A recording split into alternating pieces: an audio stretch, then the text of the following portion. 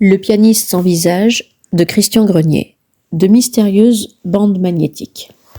Noël a été particulièrement réussi cette année. Oma et Mouti ne sont pas moqués de moi. Ma chaîne hi-fi est une petite merveille qui a dû coûter bien plus cher que prévu. Tu peux remercier Oma, dit Mouti. Elle en a payé une grande partie. Mais les disques, protesta Florent. Les disques de papa, ils ne sont pas à Jeanne. Non, affirma Mouti. Ils sont à nous tous, rassure-toi. Pour l'instant, c'est Jeanne qui les a dans sa chambre. Plus tard, vous les partagerez. Confusément, Florent comprenait l'importance de ma découverte. Il se sentait autant que moi propriétaire de ces disques, mais cette musique ne l'intéressait pas. Quant à moi, je recevais parfaitement France Musique et Radio Classique. Mon problème, c'était la place. Dans les cantines, les disques en tenaient peu. Dans ma chambre, on ne voyait plus qu'eux. J'ai essayé d'en dresser l'inventaire et de les classer. En consultant le dos des coffrets et des pochettes, j'ai retrouvé les dates et les lieux. Faute d'avoir un portrait de mon père, j'ai reconstitué une partie de son itinéraire.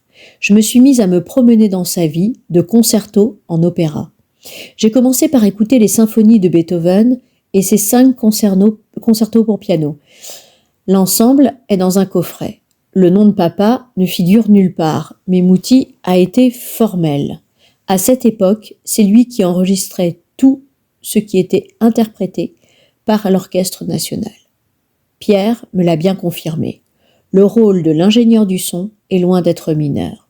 Il n'est ni le compositeur, ni le chef d'orchestre, ni même l'un des 80 interprètes de l'orchestre. Cependant, la qualité du son dépend de lui. Il peut privilégier les cordes, les cuivres, les timbales. Il peut faire reculer le piano ou le mettre au contraire en relief. Une fois l'œuvre enregistrée, il est le second chef d'orchestre, celui qui va effacer les défauts et redonner parfois plus de couleur à tel ou tel instrument. Ce n'est pas un hasard si le nom de l'ingénieur du son figure désormais sur la pochette des disques. Chaque enregistrement porte sa marque. Et au-delà de la musique que j'écoute, j'essaie de reconnaître la signature de mon père. En ouvrant la seconde cantine, Florent et moi avons eu une surprise. Elle ne contenait pas seulement des disques, mais aussi des bandes magnétiques. Non pas de ces petites cassettes audio ordinaires, mais d'énormes bandes de plusieurs centaines de mètres de longueur. Mouti les a reconnues. Ce sont les enregistrements sur lesquels il travaillait. Et tu ne les as jamais écoutés ? Il y a peut-être sa voix. Non, ne te monte pas la tête, Jeanne. Ce sont sans doute des prises de son ratées ou abandonnées, peut-être même des bandes vierges. Je n'avais pas de magnétophone pour les écouter. Elles étaient nues, sans boîtier. Elles m'intriguaient. Pierre saurait peut-être comment les décrypter. Pierre, je l'ai revu le 2e mardi de janvier. Malgré le froid, il écrivait sur le banc du terre-plein.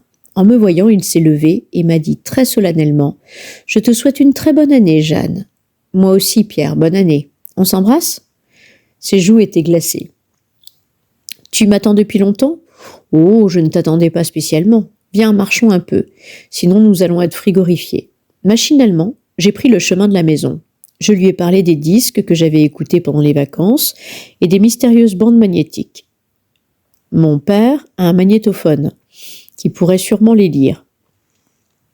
Il faudra que tu me les montres, ou que tu viennes chez moi avec, si tu veux les écouter. J'ai hésité. Nous étions arrivés au bas de mon immeuble. Tu veux bien monter ? Je vais te montrer les bandes magnétiques. Tu en prendras une. Par la même occasion, tu verras mes disques. Enfin, ceux de mon père. C'est lui qui parut hésiter. J'ai cru deviner ce qu'il faisait reculer. Rassure-toi, ma mère n'est pas là. Elle accourt jusqu'à 5h30. Il a refusé de prendre l'ascenseur, mais il est arrivé avant moi au 4e. Florent, qui goûtait dans la cuisine, nous a évidemment aperçus. J'ai crié « C'est Pierre, un copain !» Pierre a tenu à aller serrer la main de Florent. J'ai trouvé ça ridicule. Je l'ai emmené jusque dans ma chambre. Il s'est arrêté sur le seuil. Son regard s'est fixé sur la grande photo en noir et blanc épinglée au-dessus de mon lit. C'est Paul Niemand, le pianiste qui... Oui, je l'avais reconnu. J'ai aperçu sa photo dans Télérama. Enfin, il a vu les disques. Il a écarquillé les yeux. Eh bien, quelle collection ! Il est entré avec un recueillement étrange qui m'a touchée. Il s'est agenouillé devant une rangée de 33 tours, a saisi un album. Daphnis et Chloé de Pierre Monteux. Ça, c'est un classique. Et là, la Missa Solemnis de Beethoven, dans sa première version, par Karajan. Je n'ai que la troisième, qui date de 1975. On aurait cru un astronome découvrant d'un seul coup toutes les étoiles d'une galaxie. Il ne savait pas où donner de la tête. S'exclamait, commentait, s'étonnait d'albums en coffret. Il m'abreuvait de conseils multiples et contradictoires. Ah, il faut absolument que tu commences par écouter celui-ci. Oh non, plutôt celui-là. Attends, tu as aussi les œuvres complètes pour luth de Jean-Sébastien Bach par John Williams, à l'époque où il était guitariste. Bon sang, c'est l'édition d'origine. Et c'est ton père qui était l'ingénieur du son ? Pas toujours. Parfois son nom est écrit derrière. Les rôles étaient soudain inversés. Pierre se trouvait tout à coup dans la peau de celui qui admire et apprend. J'ai adressé à mon père un remerciement muet à l'autre bout du temps. Emporte tout ce que tu veux, Pierre. Je sais que tu en prendras soin. Non, pas maintenant. Plus tard peut-être. J'ai si peu de temps en ce moment. Écoute-les, toi. Montre-moi plutôt les bandes magnétiques.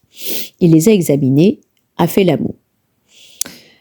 Je peux t'en emprunter une, rassure-toi, j'y ferai très attention. Je te la rendrai mardi prochain. Je suppose que tu sauras très vite s'il y a quelque chose dessus. Pas forcément, c'est compliqué les bandes magnétiques. Tout dépend de l'appareil avec lequel elles ont été enregistrées. Tu comprends ? Il y a parfois plusieurs pistes et des vitesses différentes. Mais si celles-ci ont été enregistrées à la maison de la radio, on devrait parvenir à les lire. C'est ton père qui a des magnétophones ? Il ne serait pas ingénieur du son, lui aussi. Non. Mais il travaille un peu dans la musique. Maintenant, il faut que je m'en aille. Il était 5h25. Il est parti comme un voleur. Le soir même, Florent mangea le morceau. Il est vrai que je ne lui avais pas recommandé la discrétion. Mais ces choses-là, ça se sent. Sauf sans doute quand on a 10 ans. Au cours du dîner, il lança sur un ton faussement enjoué. « Il a l'air gentil, Pierre. »« Oui, il est très gentil, » répondis-je sèchement. « Quelle Pierre » demanda Mouty. « Pierre Desraux ?»« Oui, il est venu ici tout à l'heure, » crut indispensable d'ajouter Florent. « Ah bon ?» À ce moment-là, je devais être aussi écarlate que ma salade de tomates. Je confirmais. Je voulais lui montrer les disques et je lui ai confié l'une des bandes magnétiques de papa. J'aimerais savoir ce qu'il y a dessus. Mouty espérait sûrement des détails. Elle dut être déçue. Après quelques instants de silence, c'est elle qui ajouta, comme pour apaiser le débat, ou montrer sa largeur de vue, « Oui, Pierre Desraux est un garçon très bien. » Elle attendait sans doute que je l'interroge sur lui, sur son caractère ou sa conduite en classe. J'ai préféré patienter jusqu'au lendemain matin. Dès que Mouty est parti travailler, je suis allée regarder dans son secrétaire. Je sais où elle range les fiches qu'elle fait remplir à ses élèves en début d'année. J'ai vite trouvé le paquet des secondes et la fiche de Pierre, classée par ordre alphabétique. Pierre avait 1 an de plus que moi. Il habitait rue Capron, dans le 18e arrondissement, à 500 mètres de chez nous.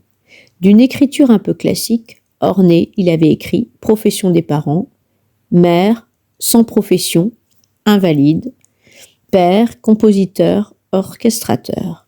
Et après avoir inscrit ce que ma mère avait dicté, ce que je veux faire plus tard, il avait laissé un grand vide.